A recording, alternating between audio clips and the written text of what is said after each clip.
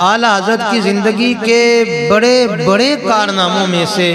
جو سب سے نمایاں کارنامہ ہے، آپ نے اپنے عشق رسول کی بنیاد پر امت مسلمہ کو در رسول پر لا کر کھڑا کر دیا ہے۔ ان کے نزدیک عبد المصطفیٰ بنے بغیر عبداللہ بننے کا تصور بالکل باطل اور محال ہے۔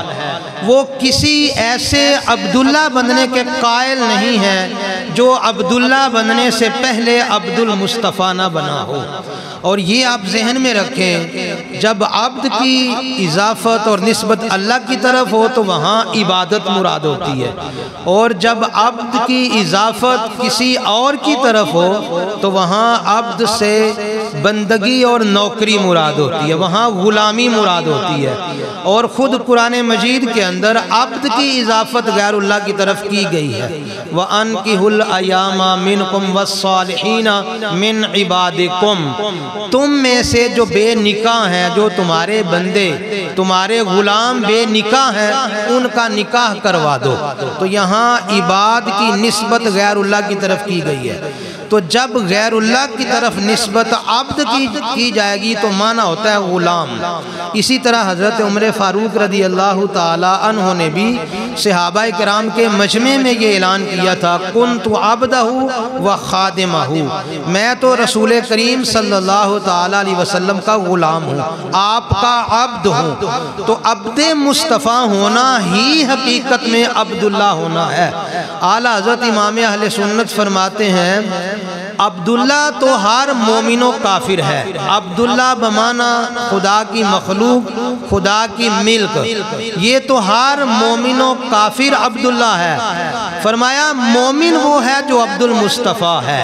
جو غلام مصطفیٰ نہیں بن سکتا وہ کبھی بھی عبداللہ نہیں بن سکتا۔ یہ تصور جو قرآن و سنت نے ہمیں دیا ہے، اسی تصور کو اعلیٰ حضرت نے آگے عام کیا ہے، اور اعلیٰ حضرت بڑے فخر کے ساتھ اپنے نام کے آگے عبد مصطفیٰ لکھا کرتے تھے، پڑھا کرتے تھے، اور اپنا سرمایہ حیات اسی کو سمجھتے تھے، اور اسی پر ان کو بجا طور پر ناز تھا کہ وہ عبد مصطفیٰ ہیں۔ اور اعلیٰ حضرت نے ایک تیسرا تصور جو دیا اور قرآن و سنت کے سائے میں رہ کر دیا، وہ یہ تھا کہ ساری اطاعتیں، ساری بندگیاں،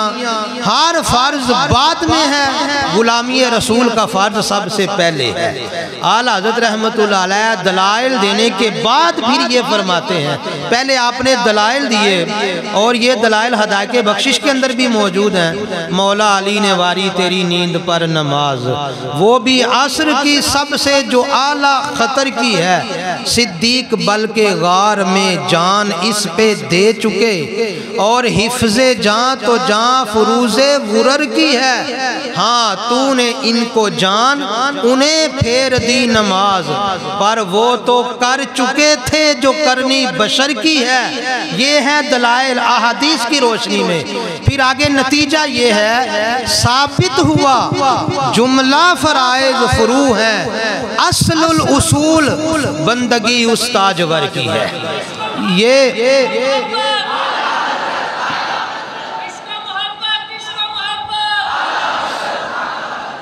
اصل الاصول بندگی استاجور کی ہے۔ یہ نظریہ سراسر قرآن و سنت کے مطابق، اور آپ نے جو بات بھی کہی ہے قرآن و سنت کے سائے میں بیٹھ کر کہی ہے۔ تو آپ فرماتے ہیں ثابت ہوا جملہ فرائض فروع ہے، اصل الاصول بندگی استاجور کی ہے۔ جب تک آپ آقا کونین کی غلامی اختیار نہیں کر لیتے، آپ کوئی فرض ادا نہیں کر سکتے۔ تمام عبادتیں، ریاضتیں، تمام فرائض و واجبات، ان کی حیثیت بعد میں ہے۔ اصل الاصول جو فرض ہے، سب سے اہم فرض ہے، جس پر مولا علی اپنی نماز بھی قربان کر رہے ہیں، اور جس پر سیدنا صدیق اکبر اپنی جان بھی قربان کر رہے ہیں، اصل الاصول بندگی اس تاجور کی ہے، اور غلامی مصطفیٰ پر، عبد مصطفیٰ ہونے پر اتنا ناز ہے اور اتنا مان ہے، اور دنیا و آخرت میں کامیابی کی اس کو ضمانت سمجھتے ہوئے آپ ڈنکے کی چوٹ پر یہ اعلان کرتے ہیں، خوف نہ رکھ رضا ذرا،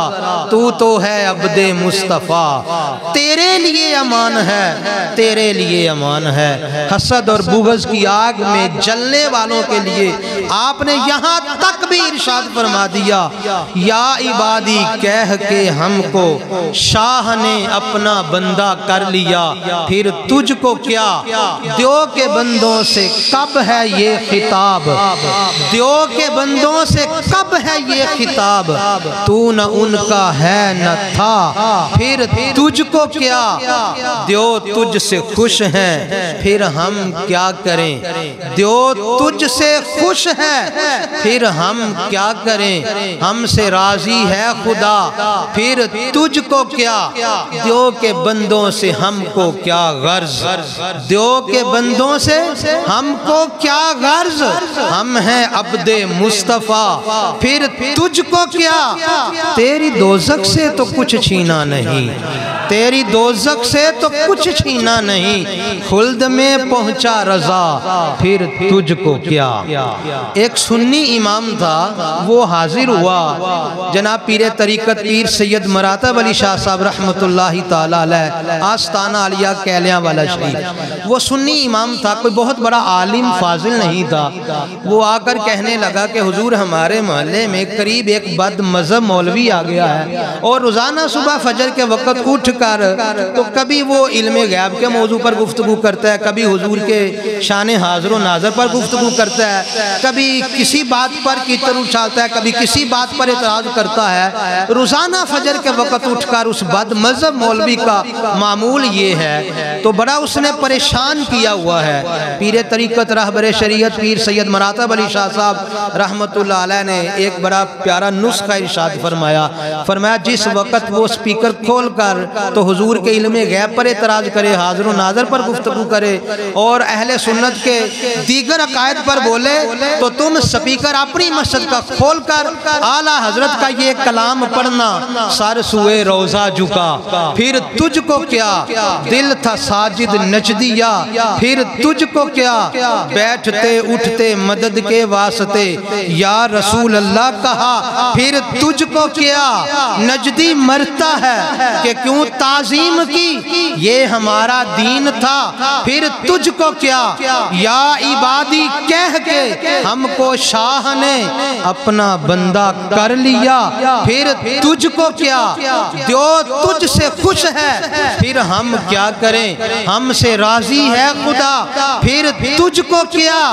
دیو کے بندوں سے کب ہے یہ خطاب، قل یا عبادی الذین اسرفوا علی انفسہم لا تقنطوا من رحمت اللہ، اے محبوب تم فرما دو، اے میرے غلاموں جنہوں نے اپنی جانوں پر ظلم کر لیا ہے، میرے رب کی رحمت سے مایوس نہ ہونا، یا عبادی کہہ کے ہم کو شاہ نے اپنا بندہ کر لیا، پھر تجھ کو کیا، دیو کے بندوں سے کب ہے یہ خطاب، تو نہ ان کا ہے نہ تھا، پھر تجھ کو کیا، دیو تجھ سے خوش ہے، ہم کیا کریں، ہم سے راضی ہے خدا، پھر تجھ کو کیا، دیو کے بندوں سے ہم کو کیا غرض، ہم ہیں عبد مصطفیٰ، پھر تجھ کو کیا، تیری دوزخ سے تو کچھ چھینا نہیں، خلد میں پہنچا رضا، پھر تجھ کو کیا۔ جب اس سنی امام نے امام احمد رضا کا یہ کلام پڑھا تو فوراً بوری بسترا اٹھا کر وہ بد مذہب امام بھاگتا ہوا نظر نہیں آیا۔ یہ اعلیٰ حضرت کا وہ کلام ہے جو بد مذہب کو بگانے کا کام دیتا ہے، اس لیے ڈنکے کی چوٹ پر اعلیٰ حضرت یہ کہتے ہیں، یا عبادی کہہ کے ہم کو شاہ نے اپنا بندہ کر لیا، پھر تجھ کو کیا۔ حضور کا بندہ بننا، حضور حضور کا غلام بننا اور حضور کی نوکری کرنا، یہ قرآن و سنت کا فیضان ہے اور قرآن و سنت کا دیا ہوا یہ نظریہ ہے کہ پہلے بندہ غلام مصطفیٰ بنے اور پھر وہ عبداللہ بن سکتا ہے۔ جب تک کوئی حضور کی چوکھٹ پر اپنے آپ کو جھکاتا نہیں ہے اتنی دیر تک وہ عبداللہ نہیں بن سکتا۔ عبداللہ وہی ہے جو عبد المصطفیٰ ہے۔ یہ حقیقت اعلیٰ حضرت رحمت اللہ علیہ نہ صرف خود جانتے تھے بلکہ امت مسلمہ کے رگ و پے کے اندر آپ نے اسی حقیقت کو اتارا ہے، اور آپ کے بڑے بڑے کارناموں میں سے نمایاں کارنامہ یہ ہے کہ امت مسلمہ کو آپ نے در رسول پر جھکا دیا ہے۔ اعلیٰ حضرت رحمت اللہ تعالی علیہ عبد مصطفیٰ ہونے پر ناز کرتے ہیں، فخر کرتے ہیں، اور کہیں بند کمرے میں بیٹھ کر چھپ کر آپ اپنے آپ کو عبد مصطفیٰ نہیں کہتے تھے۔ دشمنوں کے سینے میں پاؤں رکھ کر آپ یہ کہا کرتے تھے، کیسے آقاؤں کا بندہ ہوں رضا، کیسے آقاؤں کا بندہ ہوں رضا، بول بالے میری سرکاروں کے۔ تو وہ ان کے بندے بنے، ان کے غلام بنے تو عبداللہ بن گئے۔ جب تک عبد مصطفیٰ کوئی نہ بنے اتنی دیر تک وہ عبداللہ نہیں بن سکتا۔ اعلیٰ حضرت فرماتے ہیں جب شیطان کو اور دیگر سارے فرشتوں کو سجدے کا حکم ہوا تو شیطان نے سجدہ نہیں کیا، اس وقت بھی وہ عبداللہ تھا۔ عبداللہ ہونے سے تو نہیں خارج ہوا، کیونکہ اللہ کی ملک، اللہ کی مخلوق تو اس وقت بھی تھا جب اس نے حضرت آدم کو سجدہ نہیں کیا، اور وہ حقیقت میں حضرت آدم کی پیشانی پر نور مصطفیٰ تھا۔ نور مصطفیٰ کو جھک کر سجدہ نہیں کیا تو وہ عبد المصطفیٰ نہ بنا، اس لیے لعنتی قرار دے دیا گیا۔ عبداللہ اس وقت بھی تھا لیکن عبد المصطفیٰ بنے بغیر جو عبداللہ بنے گا لعنت کا توق اس کے گلے میں ڈال کر بارگاہ خدا بندی سے نکال دیا جائے گا۔ عبداللہ وہی بنتا ہے جو عبد المصطفیٰ بنتا ہے۔ اعلیٰ حضرت فرماتے ہیں ہم ہیں ان کے، وہ ہیں تیرے، ہوئے ہم تیرے، ہم ہیں ان کے۔ پوری ہدایت بخشش پڑھ لیں، پورا فتاوی رضویہ پڑھ لیں، 1000 سے اباو آپ کی تصنیفات پڑھ لیں، کسی ایک سطر میں بھی آپ کو یہ نہیں ملے گا کہ کبھی حضور کو چھوڑ کر یہاں سے صرف نظر کر کے خدا تک پہنچنے کی بات اعلیٰ حضرت نے کی ہو۔ جب بھی وہ بات کرتے ہیں وہ یہی بات کرتے ہیں، ہم ہیں ان کے، وہ ہیں تیرے تو ہوئے ہم تیرے، ہم ہیں ان کے، وہ ہیں تیرے تو ہوئے ہم تیرے،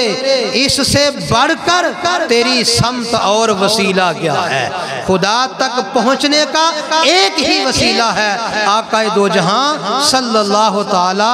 علیہ وسلم کی ذات والا صفات۔ اس حقیقت کو پا لیا تھا اعلیٰ حضرت نے اور در رسول پر پہنچ کر امت کو بھی یہاں پر جھکا دیا۔ یہی وجہ ہے کہ آج ہماری کوئی محفل ان کے تذکرے سے، ان کے ذکر سے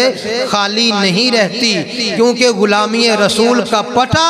اپنی گردن میں اتنی مضبوطی سے ڈالا ہوا ہے۔ وہ تو یہاں تک فرماتے ہیں حضور غوث اعظم کی غلامی کا پٹا ڈالا ہوا ہے، تجھ سے دار، دار سے سگ، سگ سے ہے مجھ کو نسبت، میری گردن میں بھی ہے دور کا ڈورا تیرا، اور اس نشانی کے جو سگ ہیں نہیں مارے جاتے، حشر تک رہے میری گردن میں پٹا تیرا۔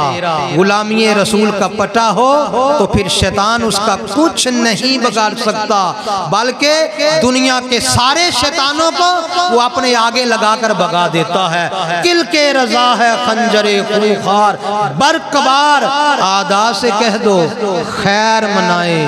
نہ شر کریں۔